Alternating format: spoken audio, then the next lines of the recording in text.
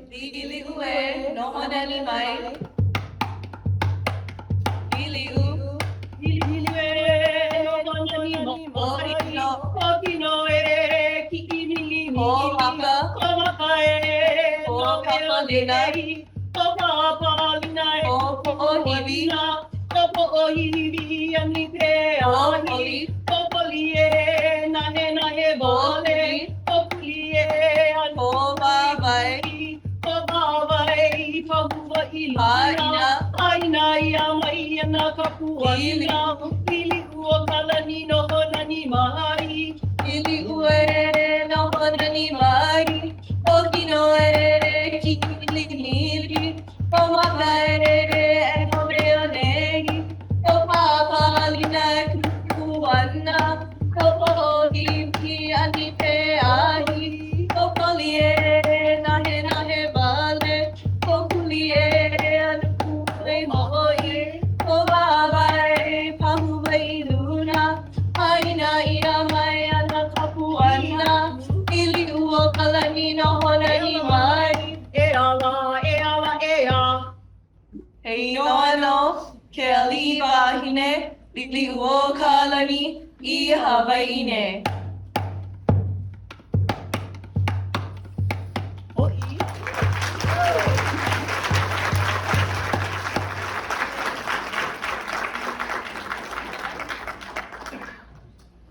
We're now bringing on our littlest girls to do a song for you.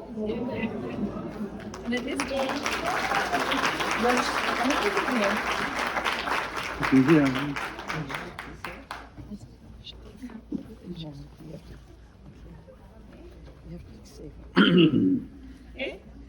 The song Akahai teaches them various Hawaiian words like Akahai, Ahonui, Olu Olu, all of the cultures and values that we value here in Hawaii. So girls, can you start? Ma Koko. Akahai, go. Akahai e na Hawaii, lokahi a kulike, olu olu kamana'o, ha'aha'a kokulana, ahonuia lanakila. The girls are 3 and 4 years old, and they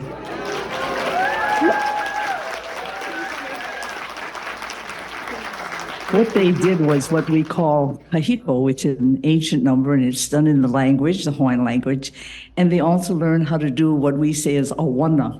Not I want to go back to my grass shack. Awana, A-U-A-N-A, means to be modern. It's not the ancient style. And they learn both the kahiko and the awana, and now they would like to do for themselves, what is it? A song for the first king of Hawaii, King Kamehameha. Makoko, girls? Can you sing for yourselves? Yes? Okay. King Kamehameha, go. King Kamehameha, the conqueror of the islands, became a famous hero one day. He fought the red army, pushed forward the army, and found himself king of Hawaii. When the fray When the fray was over, he took the island over, and this is what he had to say. Ooh, now, hey, oka, aina, ika, koro. Aue, kealoha, aue, kealoha, aue, kealoha.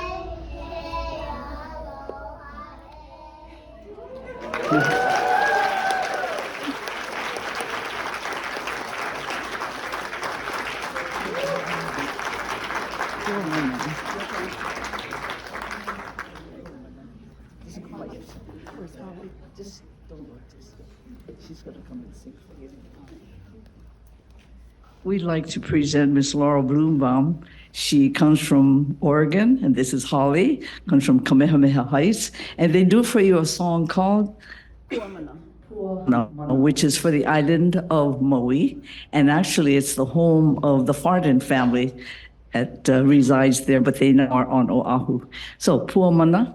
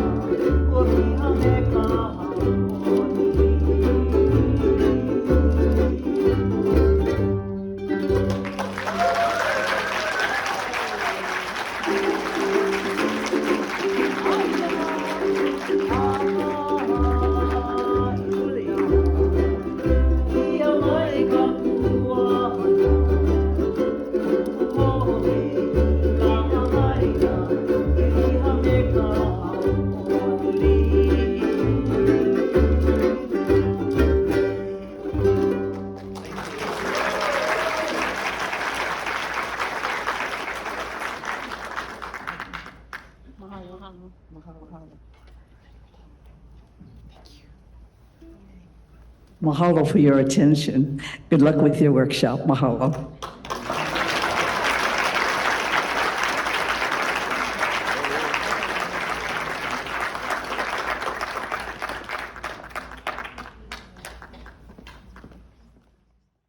What a wonderful start to the conference, eh? That was a once in a lifetime experience. Give them a round of applause again. So if you'd like to learn more about hula and the music and dance, Auntie Carolee will be leading the two workshops taking place tomorrow and the day after. That's at 5:30 tomorrow and 4:30 the day after. So if you would like to participate in those, please do. It's free of charge, and I'm sure it'll be very, very exciting and engaging. So please do take part in that. And for next, I will be introducing our chairman and CEO, Dr. Joseph Haldane, to come in and do a welcoming address for you all. So, a round of applause, please.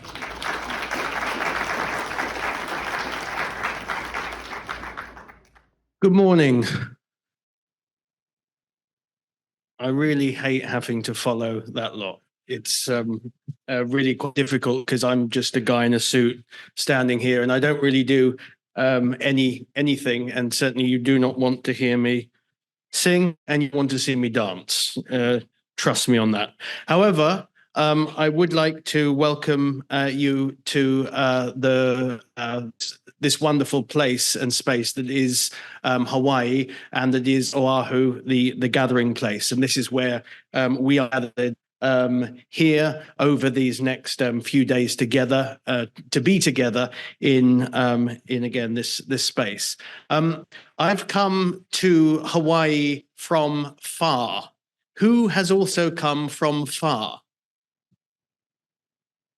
So that's good. So most of us, probably if you've come from far, are suffering some form of jet lag. Who is jet lagged? Good. That's about half of you. So we've confirmed that a lot of us don't know whether we're coming or going, and we can put down any glitches we have up here to being jet lagged. And I will be using that excuse for the next 4 to 5 days, if any comes out that shouldn't come out, and that includes during this welcome address. So my name's Joseph Haldane. I'm the chairman and CEO of IAFOR. I'm also the founder, and I am very, very happy to be back here in Hawaii. It's a great start to the day and a great start to the year in 2024. So happy New Year to all of you. I hope 2024 is a very, very good one, and I hope that anything went wrong in 2023 can be forgotten, and that you can concentrate on making this year a great one. My journey to here went from my house in Brighton in the UK to London via Copenhagen, then to Tokyo in Japan. I then managed to get rid of my children and deposit them, despite the fact they really wanted to come to Hawaii. And I took a plane here. And so I'm not sure, I'm either on English time or Japanese time or Danish time. I'm not quite sure. So we'll go with that. So it took me about 40 to 45 hours to make my way here. And Hawaii is and tends to be, unless you are based here, it tends to involve quite a journey, unless you swam or unless you negotiated your way by boat.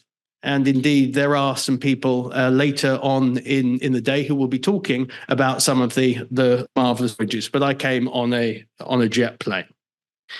We're here at the intersection of education and the arts, and therefore has these 3 watchwords: international, intercultural, and interdisciplinary.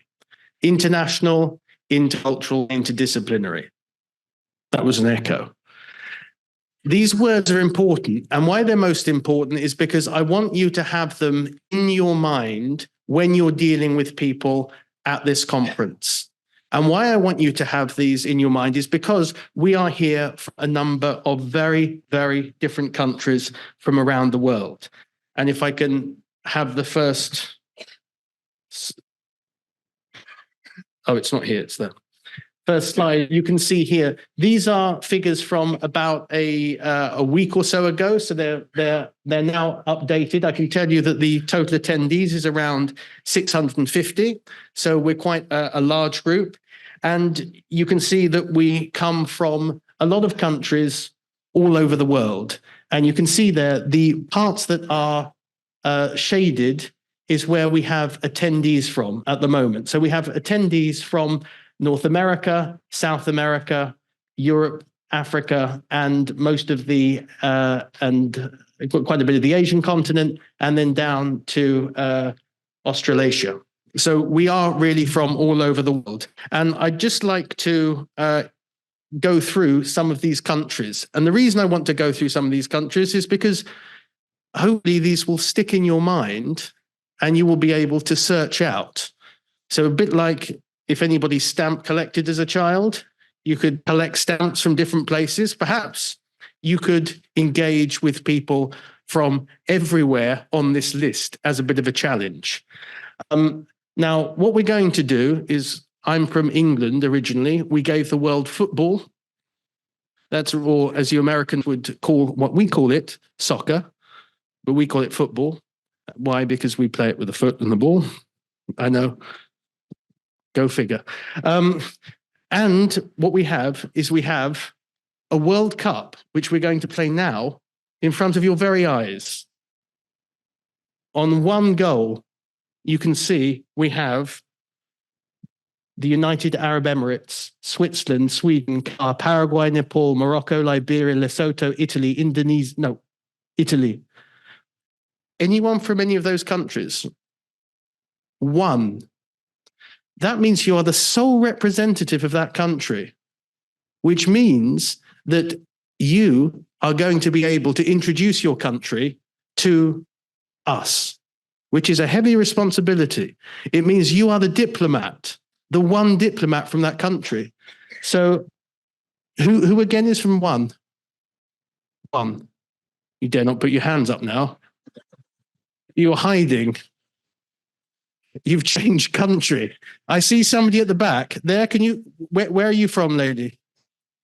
Liberia. Okay, the one person from Liberia. Okay, so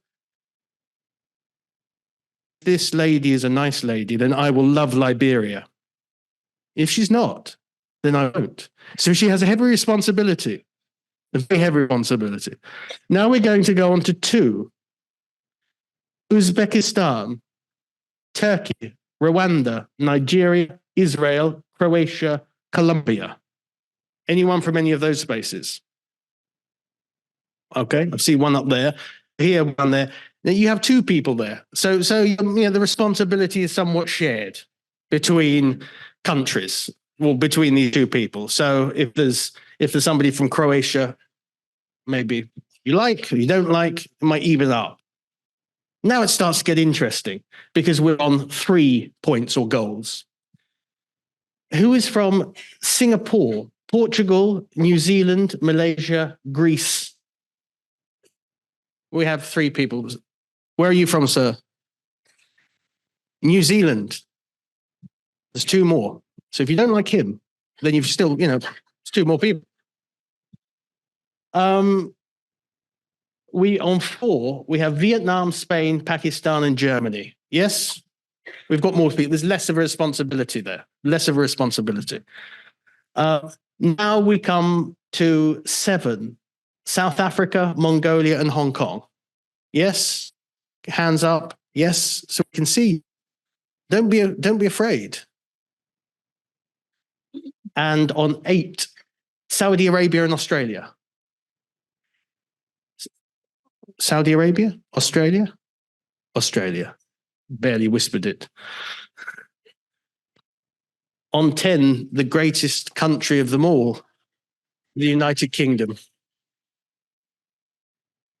Yes. Are you UK? Yes. I'm also from the UK. Did I get included? No. I've been disenfranchised. On 12, China. Where's China? Yes. Yes. Where? Yes. I don't know where your compatriots are. They're in the hotel. Taiwan. Yes. Very good. Hello.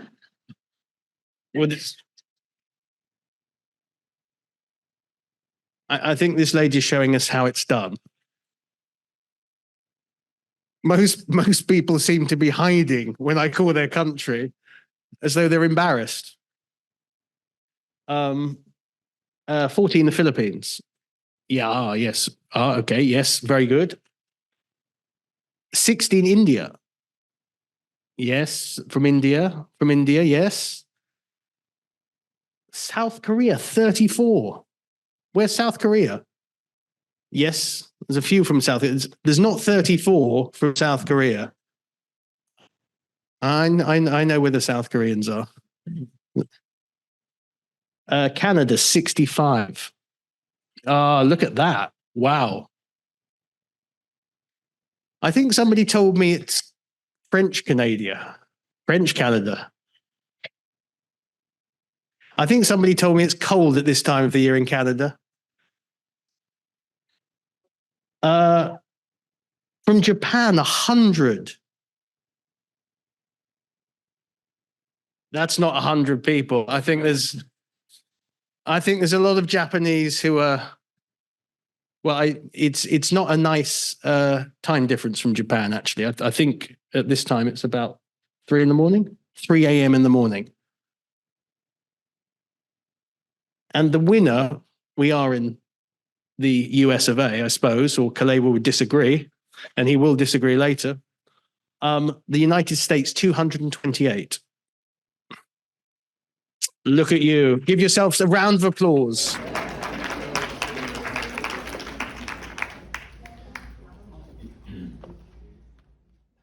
Okay. This is a truly international audience. That's one of the points of doing this. It sort of puts into your head, sears into your head, and that's unusual.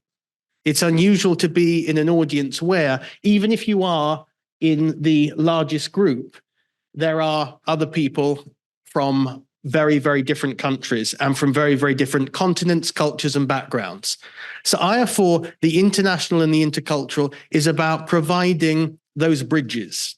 And wherever we go in the world, we want to be able to see what the best of here in terms of the geographical place and space from where we are. In this case, it's Hawaii.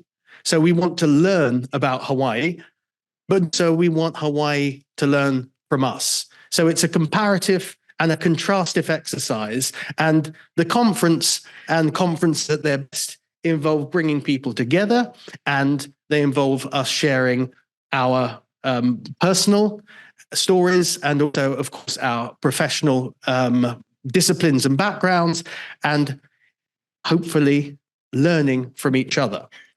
Now, you might find it strange, the concept of learning from a foreigner, but once you get used to it, it's actually quite interesting. Once you get used to engaging in international spaces, then you'll find out that we have a lot more in common than we thought we might. And one interesting things is when we look at, remember this COVID pandemic? I don't want to overly bring it up, but it's something that happened. We were going through this in very, very different ways across the world, in different cultures, with different backgrounds, and of course, within different structures. But when we got together and when we started sort of comparing, we found that, in fact, a lot of us went through very, very similar things with our students from throughout the world. So one of the things that I always find is incredibly inspiring about being in very international contexts is the stereotypes and the caricatures that we carry around are nearly always challenged. And that makes for a great space, and it also makes for continued intellectual discovery through these destabilizations that I think a conference provides the space for. So I'm going to, because I'm paid by the minute, transfer responsibility onto yourselves to engage in a bit of person-to-person diplomacy. Do you think you can do that at this time in the morning? What a resounding yes I hear from the assorted masses from all these different countries. What I'd like you to do is an exercise, and it involves speaking to somebody from a different country. And I want you to introduce yourselves, and I want you to do the equivalent of what an elevator pitch might be. Very, very quickly. Where you're from, if you're a presenter, what you're presenting on, and when you're presenting. Do you think you can do that? Yes. Yes. Oh. Okay. Well, then let's go. Get up and speak to people. But front of you, back, left, right.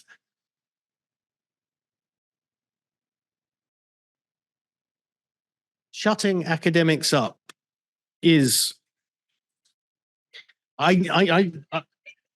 shutting academics up is, in actual fact, one of the key difficulties of being an academic. It is. And it's about managing conferences. Again, on the football theme. Do you know what these are? Who doesn't know what football is? Any people?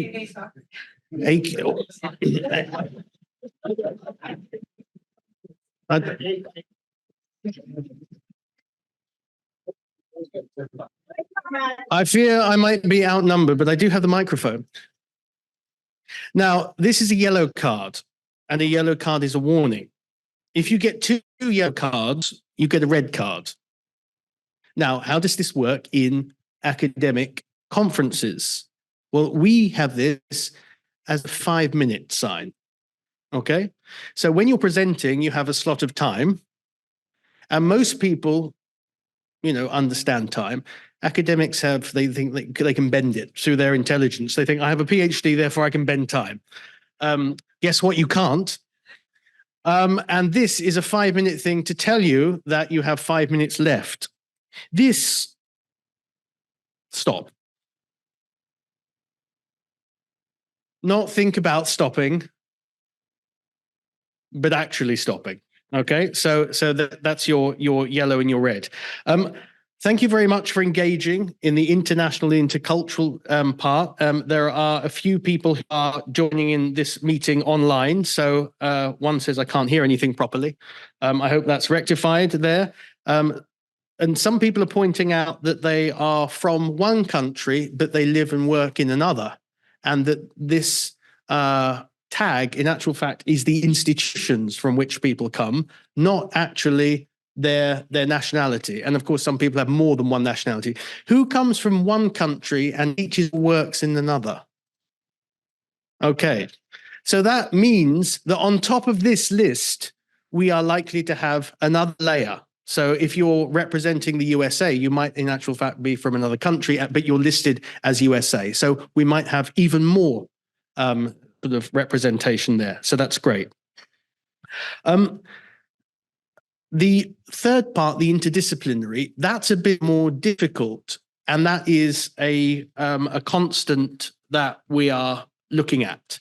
Because how to do international, how to do intercultural, I'm actually figuring that you're fairly sophisticated people and that you do this normally as a matter of course. You engage with people from different nations and backgrounds. But engaging with people from different disciplines, that is, in actual fact, quite often quite scary, quite difficult, and requires a certain level of bridging yourself. So how we do this and how we do interdisciplinarity, of course, is an ongoing question. This is like a making of a film, if you like. Think of it in that, because there's no particular right or wrong answer. However, I will give you one particular tip. When you're engaging with someone from a different discipline, a different field, please assume they have a certain level of intelligence, okay? The intelligent leader. But don't assume that they have any esoteric body of knowledge that you think that's totally normal. Because guess what? What you might think is a totally normal body of knowledge, they perhaps do not. Okay? So that's the one thing I'd invite you to keep in mind. So IAFOR is an ongoing project because we have conferences all around the world. We engage with our membership all around the world. Who is a member of IAFOR? That's about 1/3 to half. So if you're not, please do. Being a member of IAFOR is a wonderful value proposition because it allows you to attend virtually, but also to attend our conferences where they're held in different places around the world, so that you can attend sessions not only in your field, but in fields in which you might have an interest and where you might wish to engage the process of finding people in different disciplines with whom you wish to collaborate. So if you're not a member, I would encourage you to please become a member. IAFOR hosts conferences, and this is in the back of your program here. We are in Bangkok, Barcelona, Chiang Mai, Honolulu. That's where we currently are. Kyoto, London, Paris, Incheon, Tokyo. Okay? And we are always looking for different partners throughout the world to be able to explore new collaborations. We have been in Asia, we have been in North America, we have been in Europe. We have yet to be in South America, Africa, and in Australasia. But we fully intend to be over the next few years within those geographical areas on Earth, because we believe that it will be fun and we believe that we can learn an awful lot from going there. So please do watch this space if you haven't been there. For whom, first time IAFOR conference? Wow, that's a lot. I really genuinely hope it's not your last conference. I hope you have a good experience here.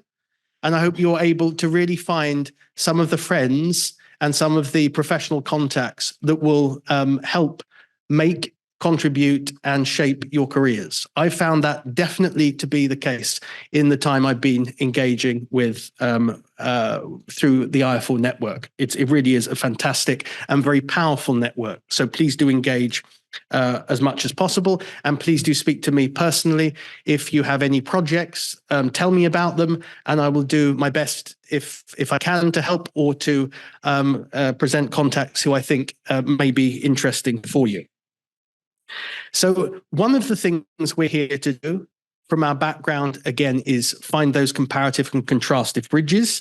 And we're also here, most importantly, to be able to engage from our fields and from our countries outwards, because some of the largest problems that we face on Earth are not, and you look at it like that, they are not limited to those countries, to those geographical, to those political borders. So these are questions, important questions, which we must find spaces such as these to engage together. So all these countries that I've listed out within IAFOR, there are no good or bad countries. There might be good or bad people, but there are no good or bad countries. We encourage people to look beyond what might be traditional divisions and to find out as much as they possibly can about people from different countries and different backgrounds, because within these spaces and within this space of an international academic forum, it's incredibly important. And it's incredibly important because in certain countries on Earth, we have very, very authoritarian, very, very nationalistic leadership and governance that makes it difficult to do things at the national level. And the space for free, open discourse becomes even more important. And IAFOR is such a space. And I think it's something worth not only protecting, but it's something very, very special. So again, make friends with people from around the world. That's my sort of stump speech, even though I'm not running for any office, because IAFOR sort of benevolent dictatorship. Well, it's a dictatorship. I don't know how benevolent it is. That's not true. IAFOR, in actual fact, needs people from around the world, and some of those people are going to be shown now. This is the International Academic Board, and I would like to acknowledge and thank them for their role in shaping IAFOR's global conference program.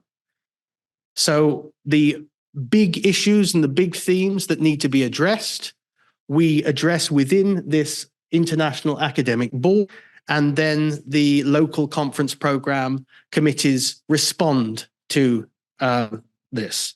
So I'd like to thank both the president of IAFOR and professor at University of Tokyo, Junarima, our executive vice president and provost, Professor Ann Boddington, Professor Barbara Lockie of Virginia Tech, Professor Donald Hall, provost at Binghamton University, Professor Jim McNally of the University of Michigan, United States. Jim is down here in the yellow Aloha shirt.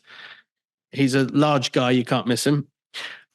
Professor Haruko Sato of Osaka University, Professor Grant Black of Chuo University, who is in the green shirt here, Professor Dexter De Silva, Professor Professor Dexter De Silva of Keisen University in Japan, Professor Gary Swanson of the University of Northern Colorado, Professor Baden Offord of the Center for Human Rights Education out of Curtin University in Australia, and Professor Frank Ravitch of the Michigan State University College of Law. And to the IICAH 2024 Organizing Committee, Falatusi Tusi Avegalio of the University of Hawaii at Manoa, Kaleva Correa, who we'll be seeing just in a minute at the Smithsonian Institute in the United States. He's down the front. Curtis Ho of the University of Hawaii at Manoa, Daniel Hoffman of the University of Hawaii at Manoa, Barbara Lockie of Virginia Tech, Jim McNally of the University of Michigan, United States, Alex Means of the University of Hawaii, Manoa, Michael Menchaca, who's our fearless local leader here. He is a dear friend and a colleague who I've worked with for about 10 years now, and who really helps drive things locally. So if you want to get more involved in this particular conference, please do see him.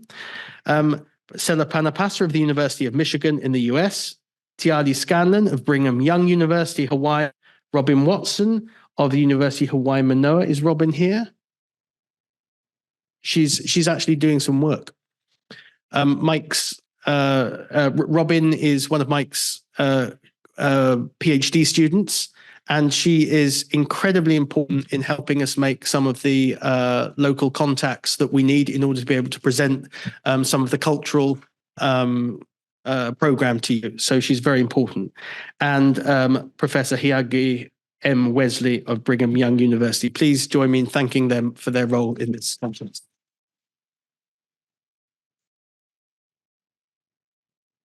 Okay, and now we have the scholarship winners, and I'd like to acknowledge them now. IAFOR is able to support a number of scholarships throughout the year, and also IAFOR has received an amount of money from a donor, and over the next I think it is from March or April, we have something like $250,000, which we will be putting towards scholarships and fellowships. So it's very, very important that, of course, we are able to provide a space for scholars from around the world. So we'd like to acknowledge the following who received IAFOR scholarships for this conference. So and please forgive me if for the pronunciation of any names that you can correct me after.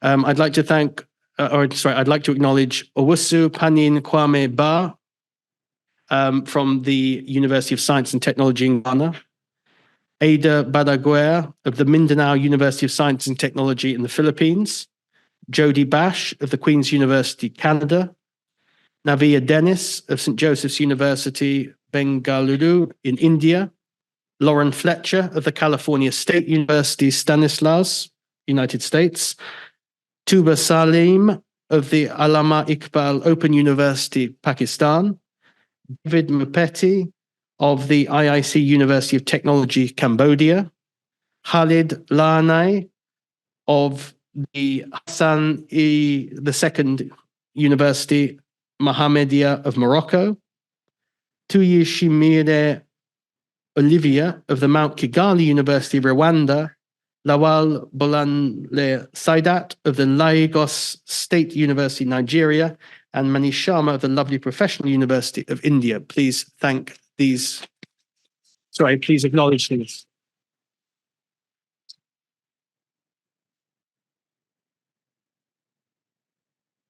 Okay. I've made it through my section. You can tell me how I did after in the break. Or write a postcard and send it to IAFOR.